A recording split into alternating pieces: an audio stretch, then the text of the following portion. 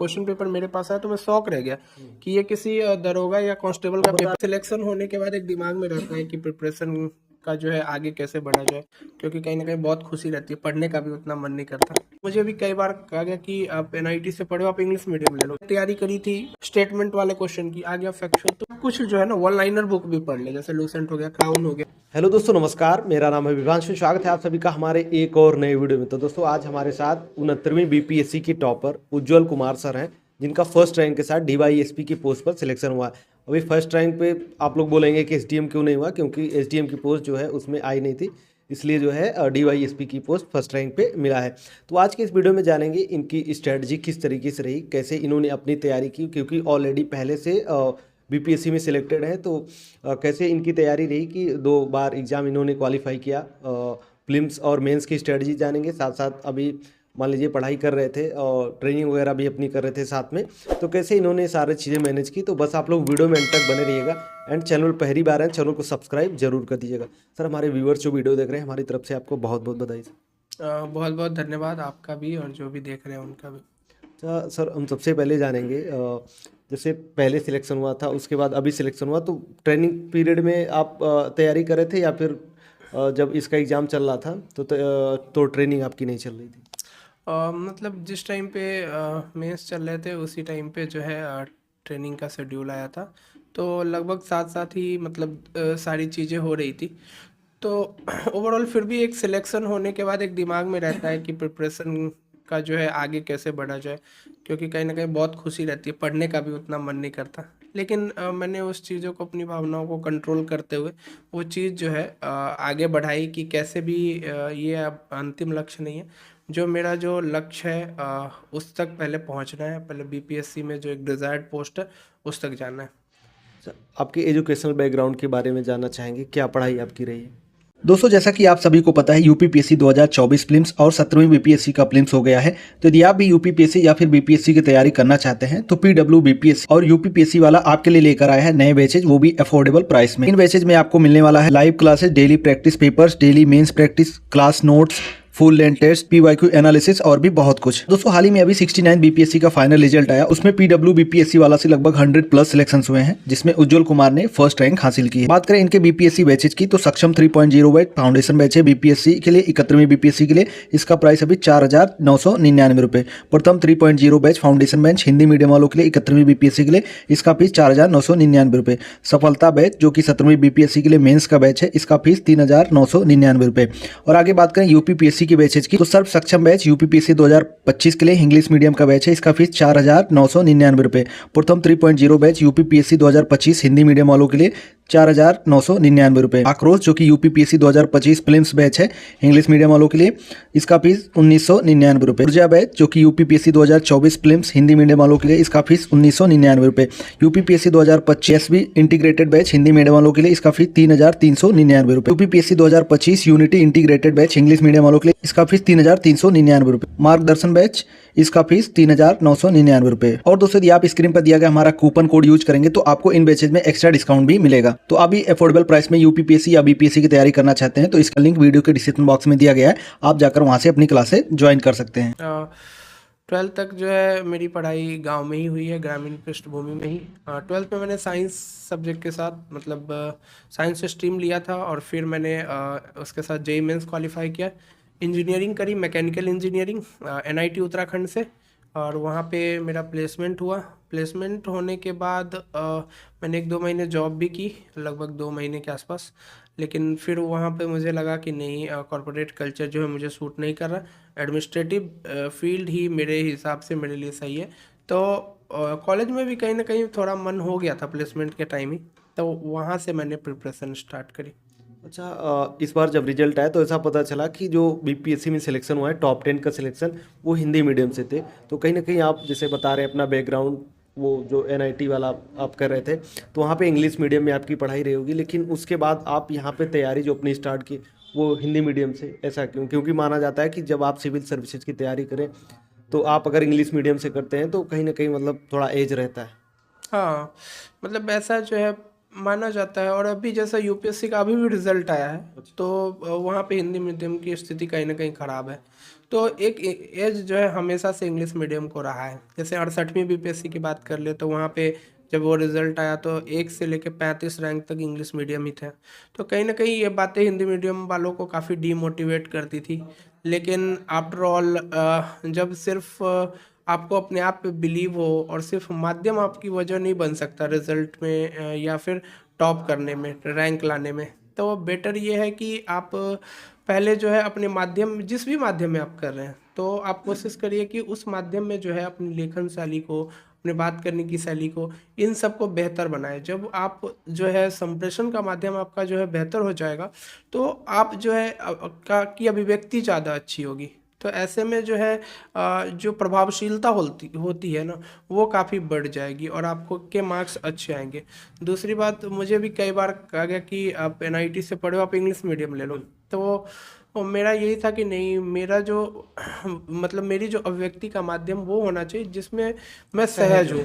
हाँ, जो सहजता है ना, मेरा जो सृजनात्मकता है, क्रिएटिविटी है, वो कहाँ पे है, तो वो हिंदी माध्यम में। क्योंकि आप पहले से पले बड़े हैं तो ग्रामीण पृष्ठभूमि रही है तो हिंदी। बिल्कुल।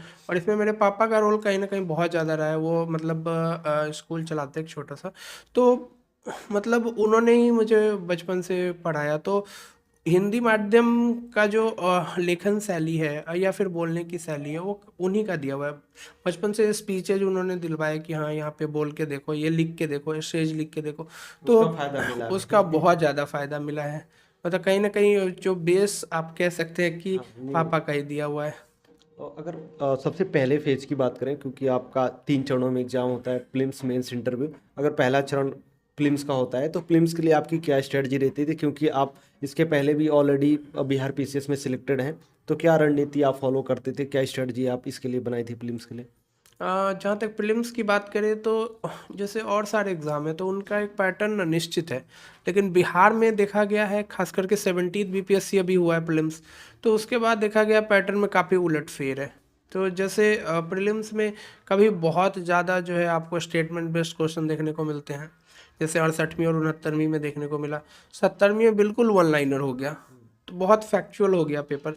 तो ओवरऑल मैं ये कहूँगा कि ऐसे स्टूडेंट को पता नहीं चल पा रहा है कि उस किसकी तैयारी करे।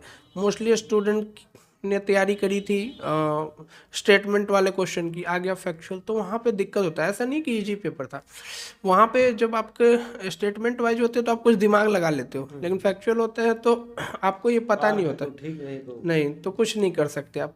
तो यहाँ पर एक ये दिक्कत हो रही है। तो मेरे हिसाब से आपको पहले अपना जो बेसिक नॉलेज है वो एक बेस अच्छा करना चाहिए, वो एनसीईआरटी बुक के साथ हो पाएगा। और जब आपका बेस अच्छा हो जाए, एनसीईआरटी बुक आप पढ़ ले, तो साथ में आप कुछ जो है ना वन लाइनर बुक भी पढ़ ले, जैसे लूसेंट हो गया, क्राउन हो गया, या फिर कोई भी है, महेश बर्नवाल हो गया। ये सब बुक आप में से कोई भी बुक आप जो है एक उठा के पढ़ सकते हो वन लाइनर, जिसमें आपके फैक्ट हो। और बहुत लोग बोलते हैं कि सिविल सर्विसेज में सिर्फ समझना पड़ता है, एनालिटिकल स्किल नहीं, आपको रटना भी पड़ेगा। खास करके बीपीएससी के लिए कुछ कुछ चीज़ें आपको याद रखनी पड़ेगी, तभी जाके जो है आप जो है परफेक्ट बिना कन्फ्यूज़न के आंसर कर पाएंगे। तो ये कहीं ना कहीं जो है पैटर्न की दिक्कत है। और अगर इसमें बात करें आगे साइंस के लिए तो एनसीईआरटी सफिशिएंट है, लेकिन अगर आप और करना चाहते हो तो लूसेंट कर सकते हो थोड़ा बहुत। इसके बाद जो है इकोनॉमी में फिर से पुराना पैटर्न रिपीट हो गया है कि अब बिहार बजट और Bihar economic survey, India budget, India economic survey. Current affair के लिए मैं बोलूँगा कि बहुत वैरायटी है, मतलब पैटर्न में बहुत विविधताएं हैं। तो ऐसे में क्या करें, आप कोई भी एक वन लाइनर की बुक उठा लें या फिर कोई यूट्यूब चैनल, इन सब में से कोई भी एक उठा लें। और दूसरा जो है आप जो है एनालिसिस वाला पार्ट उठा लें कि आप वो एनालिसिस भी करें चीज़ों का, करंट अफेयर का। तो आपको ये होगा कि किसी भी तरह का पैटर्न आएगा तो आपको दिक्कत नहीं होगी।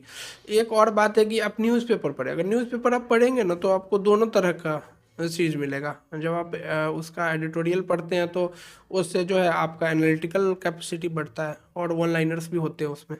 अच्छा, हम 17वीं बीपीएससी का एग्जाम कवर कर रहे थे तो उसमें कई छात्रों ने बताया कि जैसे 67वीं के पहले जो एग्जाम होते थे वहाँ पर वन लाइनर क्वेश्चन पूछे जाते थे, लेकिन इधर 1-2 सालों में इस तरीके के क्वेश्चन पेपर सेट करने लगे कि वहाँ पर 5-5 आंसर उसमें दिए रहते थे। तो कहीं ना कहीं छात्र उस हिसाब से तैयारी करता है जिस हिसाब से परीक्षा का पुराने पैटर्न रहता है। अभी फिर से इस बार पेपर हुआ तो बता रहे थे कि वन लाइनर हो गए, लेकिन अगर इस तरीके से चीज़ें चलती रहीं कि मतलब फैक्ट याद करें या फिर एनालिटिकल पूरी चीज़ें देखें, तो मतलब कहीं ना कहीं थोड़ा छात्र के मन में डाउट भी होता है किस तरीके से किस ओर अपनी तैयारी को ले जाया जाए। कहीं न कहीं ये छात्रों के साथ दिक्कत होती है और मैं भी ये जब पहली बार पेपर देखा मतलब मैंने तो ये पेपर दिया नहीं, लेकिन पेपर के बाद जब क्वेश्चन पेपर मेरे पास आया तो मैं शॉक रह गया कि ये किसी दरोगा या कांस्टेबल आप का बता पेपर रहे है। थे कि टीचर का जो एग्जाम होता है उस तरीके बना हाँ, दिया गया। मतलब ये जैसे ग्रेड डी में एग्ज़ाम होता है उस टाइप का पेपर है, एसएससी टाइप पेपर है। तो मतलब आयोग को चाहिए कि जो अपना एक स्टैंडर्ड है उसको बना सेट के कर रखे, दें। क्योंकि जब आप प्री में अच्छे छात्र नहीं लेंगे तो मेंस वो कैसे लिखेंगे? वो अच्छा मेंस आपको नहीं मिल पाएगा, और अच्छा मेंस नहीं मिल पाएगा तो अच्छे सिविल सर्वेंट नहीं मिल पाएंगे। तो सबसे इम्पॉर्टेंट है प्री में जो सिलेक्ट हो रहे बच्चे क्या योग्य है कि नहीं, सबसे बड़ी बात है। क्योंकि मेंस बहुत सारे बच्चों को देखा जो ऑनलाइन एग्जाम की तैयारी करते हैं और बीपीएससी में प्री क्लियर कर लेते हैं, लेकिन मेंस में जाके वो बैठे रहते हैं एग्ज़ाम में, क्योंकि उनको जो है ना जो लेखन शैली है उनको वो पता नहीं है कि मेंस कैसे लिखना है। तो उन्होंने कभी तैयारी नहीं की। मैं ये नहीं कहता कि वो तैयारी कर नहीं सकते, मैं ये कह हाँ, रहा हूँ मेंस की तैयारी में। मेंस की तैयारी उनकी रहती नहीं है, तो ऐसे में कंपटीशन बिल्कुल ख़त्म हो जाता है और जिनकी थोड़ी भी तैयारी अच्छी है वो एग्ज़ाम क्लियर कर जाते हैं। तो इस बार भी ऐसा देखने को मिलेगा आपको कि मेंस में बहुत ज़्यादा कंपटीशन नहीं होने वाला है। मेंस में जिन्होंने भी पेपर पूरा कर दिया या फिर जो ठीक ठाक लिखते हैं उन सब का मेंस फाइनल हो जाएगा।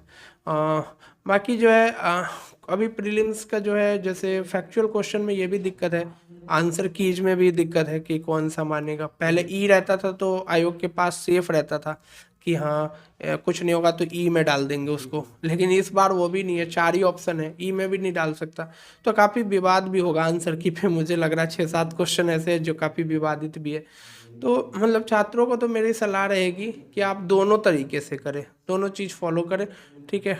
बीपीएससी है, मैं पहले भी कहते रहा हूँ कि आप कभी नहीं नकार सकते कि फैक्ट नहीं आएगा, वो आएगा ही, वो एग्ज़ाम का प्रकृति है। लेकिन जैसा आयोग ने एक प्रेस कॉन्फ्रेंस किया था और कहा था कि 50 हम अच्छे क्वेश्चन पूछेंगे जो बहुत अच्छे लेवल के होंगे, पता नहीं उसका क्या मीनिंग था, वो समझ नहीं आ रहा। क्योंकि फैक्चुअल क्वेश्चन तो बिल्कुल भी वो मतलब उसका मीनिंग नहीं होता है, क्योंकि आप एनालिटिकल स्किल चेक करना चाहते हैं तो आप प्री मेंस इंटरव्यू ले रहे हैं, नहीं तो आप वन लाइनर एग्ज़ाम ले सकते हैं। अगर बात करें जैसे देखा जाता है कि अगर बिहार का एग्जाम कोई दे रहा है छात्र, खासकर पीसीएस का, तो ऐसा माना जाता है कि हिस्ट्री का पोर्शन या फिर साइंस का पोर्शन हो गया या फिर बिहार स्पेशल का पोर्शन हो गया, तो चाहे छात्र फिल्म्स की तैयारी कराओ या साथ साथ मेंस की भी तैयारी कराओ, तो उसके लिए स्टैंडर्ड बुक्स वगैरह क्या पढ़नी चाहिए? क्योंकि अदर जैसे हिस्ट्री वगैरह के लिए तो एनसीईआरटी वगैरह वो पढ़े रहते हैं, लेकिन उसके साथ स्टैंडर्ड अगर बुक्स की बात करें जो अगर मेंस भी साथ में देने वाले हैं। हम्म, तो जो मेंस की तैयारी करें तो सबसे पहले मॉडर्न हिस्ट्री मेंस के सिलेबस में है। तो मॉडर्न हिस्ट्री में आप सबसे पहले जो है स्पेक्ट्रम पढ़े, स्पेक्ट्रम पूरा भी नहीं पढ़ना, आपको इम्पॉर्टेंट पार्ट पढ़ने हैं उसके जो भी सिलेबस में है। जैसे सिलेबस में आपको 1857 का विद्रोह दिखेगा तो आप उसको स्पेक्ट्रम से पढ़ ले, उसके नोट्स बना ले। ये जो है उसके 8-10 पार्ट है, कारण क्या है, परिणाम क्या है, यह जो है कितने जगह फैला, क्या इसका प्रगति रहा, इन सब पे क्वेश्चंस आते हैं। इसके बाद जो है अगर मैं बात करूँ साइंस पे, ये साइंस एंड टेक्नोलॉजी आता है मेंस में और प्री में रहता है साइंस। तो आप बेसिक तो आप एनसीईआरटी कर चुके हैं, मान लीजिए 6 से 10 तक की, तो आपको क्या एडअप करना है, 6-7 जो है आपके टॉपिक है, जैसे नैनो टेक्नोलॉजी है, बायोटेक्नोलॉजी है, लेजर हो गया, आर्टिफिशियल इंटेलिजेंस है, मतलब इसके अलावा जैव प्रौद्योगिकी, मतलब कुछ ऐसे 6-7 टॉपिक हैं जो आपके जो है हमेशा पूछे जाते हैं। तो आपको क्या करना है, एक्चुअल में वो क्वेश्चन नहीं पूछा जाएगा, क्वेश्चन तो नैनो टेक्नोलॉजी का पूछा गया है, लेकिन क्वेश्चन पूछा जाएगा कि समाज में जो है मान लीजिए एजुकेशन को बढ़ाने में साइंस एंड टेक्नोलॉजी की क्या भूमिका। तो आपको कंबाइन करके। तो इसी 6-7 जो है टेक्नोलॉजी में से सोचना पड़ेगा कि क्या जो है कृत्रिम बुद्धिमत्ता से कोई फ़ायदा होगा, तो आप कृत्रिम बुद्धिमत्ता लिख के कि हाँ एजुकेशन में कृत्रिम बुद्धिमत्ता की भूमिका, आर्टिफिशियल इंटेलिजेंस की भूमिका, और आप लिख सकते हैं इसमें कि एजुकेशन कैसे बढ़ेगा। जैसे कि कोई बोट बना देते हैं आजकल पढ़ाने के लिए, या फिर जो है आप गूगल असिस्टेंट का यूज़ कर सकते हैं। तो मतलब आप उसके एप्लीकेशंस फिर लिखेंगे, लेकिन क्वेश्चन का आंसर इसी 6-7 टेक्नोलॉजी के आसपास घूमेगा। तो आप बेसिक कर ले और लिखना सीखें। मैं सब्सिडी। अच्छा, बीपीएससी के प्रीलिम्स के एग्जाम में टेस्ट सीरीज वगैरह का कितना इंपॉर्टेंस रहता है, चाहे प्रीलिम्स की बात करें या फिर अगर मेंस आप लिखने वाले हैं तो उसका कितना इंपॉर्टेंस रहता है? टेस्ट सीरीज़ का रोल ये डिपेंड करता है पर्सन बाय पर्सन। जैसे मान लीजिए कोई नया पर्सन अगर एग्ज़ाम देने जा रहा है तो उसको बिल्कुल भी कुछ नहीं पता है, ठीक है, तो उसके लिए ये है कि अगर आपको टाइम की दिक्कत हो रही है एग्ज़ाम में या बिल्कुल कॉन्फिडेंस नहीं आ रहा तो आपको टेस्ट सीरीज देना चाहिए। और टेस्ट सीरीज ऑनलाइन देने से अच्छा कि आप ऑफलाइन दें, क्योंकि पेपर आप ऑफलाइन दे रहे हो वैसे ही माहौल में दें। तो इससे क्या होगा कि आपको जो है थोड़ा ना कहीं जो है कुछ ना कुछ जो है आपको समझ आएगा कि मुझे कितना अटैम्प्ट करना चाहिए, कैसा पेपर होगा तो कैसा अटैम्प्ट करेंगे। ये नहीं बोल रहा हूँ कि क्वेश्चन सेम आ जाएंगे, लेकिन फिर भी आपको कहीं ना कहीं माहौल का पता चलेगा, कंपटीशन का पता चलेगा, ये इम्पॉर्टेंट है। और अगर आपकी तैयारी ठीक है तो फिर आप प्रीवियस ईयर क्वेश्चन के साथ जा सकते हैं कि हाँ घटना चक्र कर लिया, बिहार समग्र में ऑब्जेक्टिव कर लिया, करंट अफेयर का ऑब्जेक्टिव कर लिया, तो इसी को आप टेस्ट सीरीज मान के कर सकते हैं। मतलब मैंने पर्सनली कोई टेस्ट नहीं दिया, लेकिन इसी तरीके से मैं अपने नॉलेज को चेक कर, जैसे अगर बिहार स्पेशल चेक करना है तो बिहार समग्र के मैं 100 क्वेश्चन निकालता था और उसको करके देख लेता था कि हाँ ये 100 क्वेश्चन में मेरा कितना मार्क्स आ रहा है। तो आपका रिवीजन हो रहा है एक तरीके से, क्योंकि वही क्वेश्चन फिर से आने हैं, उसी में से आने हैं, क्योंकि बिहार स्पेशल का पोर्शन फिक्स्ड है कि उतना ही है।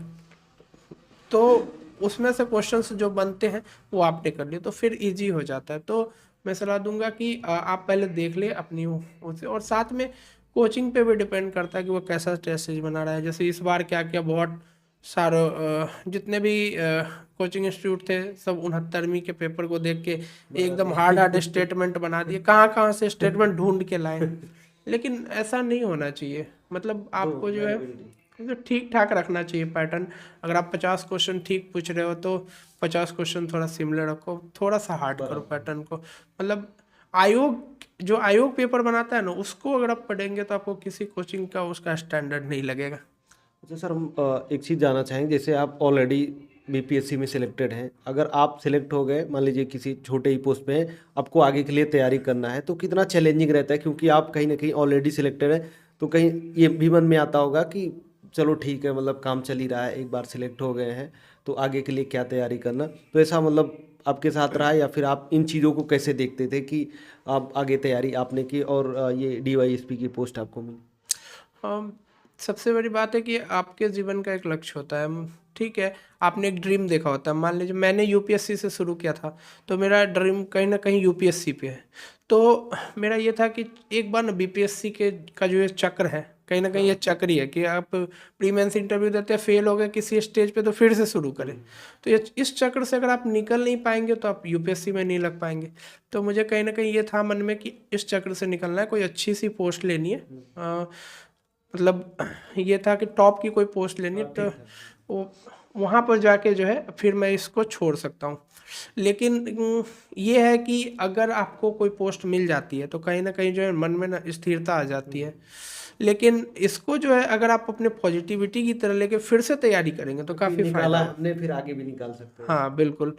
तो लेकिन अगर आप जो है बिल्कुल रुक जाएंगे कि हाँ ये मेरा फाइनल है और इसके बाद अब कुछ नहीं होगा, ठीक है, अगर आपको सेटिस्फैक्शन है अंदर से तब तो ठीक है कि हाँ ये मेरा फाइनल पोस्ट है। लेकिन अगर आपके मन में कहीं ना कहीं है कि नहीं मुझे इससे अच्छी पोस्ट चाहिए थी, तो आपको करना चाहिए, क्योंकि एक समय के बाद 2-3 साल हो जाएंगे फिर आपको भी पढ़ने का मन नहीं करेगा। एक टाइम के बाद जो है ना वो मन खत्म हो जाता है। ऑलरेडी सब इतने साल से तैयारी कर रहे हैं, इतना मेहनत कर रहे हैं, तो वो कहीं ना कहीं जज्बा टूट जाता है। मतलब रिजल्ट एक तरीके से एक बूस्ट देता है फिर से कि हाँ आप एक बार और तैयारी करके और अच्छा रिजल्ट ला सकते हैं। तो मेरे मन में कहीं ना कहीं ये वही बूस्टअप था कि और एक और बात होती है जॉब की कठिनाई है। जब आप किसी पोस्ट पे होते हो तो आप देखते हो नहीं उस जॉब में इतनी अच्छी है, मतलब इस जॉब में तो इतनी प्रॉब्लम है, तो वो भी मोटिवेट करती है आपको कि नहीं इस बार अच्छे से करना है। अच्छा, जैसे इस बार आपने एग्जाम नहीं दिया तो क्या आप बीपीएससी वाले सर्कल से बाहर होके अभी यूपीएससी वाले सर्कल में पहुंच गए क्या? हाँ बिल्कुल, मुझे डीवाईएसपी ही चाहिए था हमेशा से। मतलब मेरी प्रेफरेंस जैसे 67th में भी मैंने जो प्रेफरेंस डाली थी उसमें डीवाईएसपी को ही पहले पे रखा था, जबकि उसमें एसडीएम की 88 पोस्ट थी। क्योंकि डीवाईएसपी यूनिफॉर्म ही मुझे मतलब पसंद है। तो मेरा तो ये था कि डीवाईएसपी अगर मिल जाता है तो मेरा ये चक्र ख़त्म हो जाएगा। तो वो मेरा ख़त्म हो चुका है। 17th बीपीएससी देने का कोई मतलब नहीं है, क्योंकि मुझे एसडीएम चाहिए नहीं। तो ओवरऑल ये है कि अब मेरा फोकस थोड़ा यूपीएससी पे रहेगा, लेकिन यूपीएससी से भी ज़्यादा इम्पॉर्टेंट ये है कि अभी मान लीजिए ट्रेनिंग होती है या फिर जॉब पे जाते हैं, तो सबसे ज़्यादा इम्पॉर्टेंट वो सीखने पे होगा कि कैसे मैं जो है अपने कार्य को जो है ठीक ढंग से कर सकूं। अभी भी मैं जिस पोस्ट पे हूँ, मैं अपने जितने भी काम है ना उसमें मतलब एडवांस पे हूँ, मतलब पोस्ट पे अभी मैं ब्लॉक वेलफेयर ऑफिसर के पोस्ट पे हूँ, प्रखंड कल्याण पदाधिकारी, और 3 ब्लॉक मुझे दिए गए हैं, इवन 3 ब्लॉक मेरे प्रभार में। फिर भी जो उसका काम है वो और ब्लॉक से ज़्यादा अच्छा चल रहा है। और मैंने जो सब बोलते हैं, मेरे जूनियर्स हैं जो बोलते हैं कि सर जो आपका जो प्रबंधन क्षमता है वो काफ़ी अच्छा है। तो कहीं ना कहीं मतलब ये है कि मैंने उनको भी मोटिवेट किया। जैसे बहुत लोग होते हैं कि डांट दिया, ये कर दिया, नहीं, मैं उनको मोटिवेट करता रहता हूँ। मैं उनके बच्चों से भी मिलता हूँ कि नहीं, इनको पढ़ाइए, आप आगे करिए, ठीक है। तो उनको मोटिवेशन मिलता है कि सर पर्सनली भी बात कर रहे हैं। तो इससे क्या होता है कि एक तरीके से ना, मतलब मेरा जो एक तरीके से लक्ष्य क्या है किसी का, कि समाज के लिए कुछ अच्छा करना, तो वो भी कर सकते हैं, ज़्यादा अच्छे इंसान बन सकते हैं, क्योंकि फाइनल डेस्टिनेशन वही है, ज़्यादा अच्छा इंसान बनना। सर आपसे बात कर कर बहुत ही अच्छा लगा और आगे भविष्य के लिए आपको बहुत सारी शुभकामनाएं। बहुत बहुत धन्यवाद आपका। तो दोस्तों आपको आज का वीडियो कैसा लगा आप लोग एक बार कमेंट करके जरूर बताना। यदि आपका कोई सुझाव हो, सजेशन हो, तो आप हमारे कमेंट बॉक्स में कमेंट करके बता सकते हैं। तो चलिए फिर मिलते हैं अपने नेक्स्ट वीडियो में, तब तक के लिए जय हिंद, वंदे मातरम।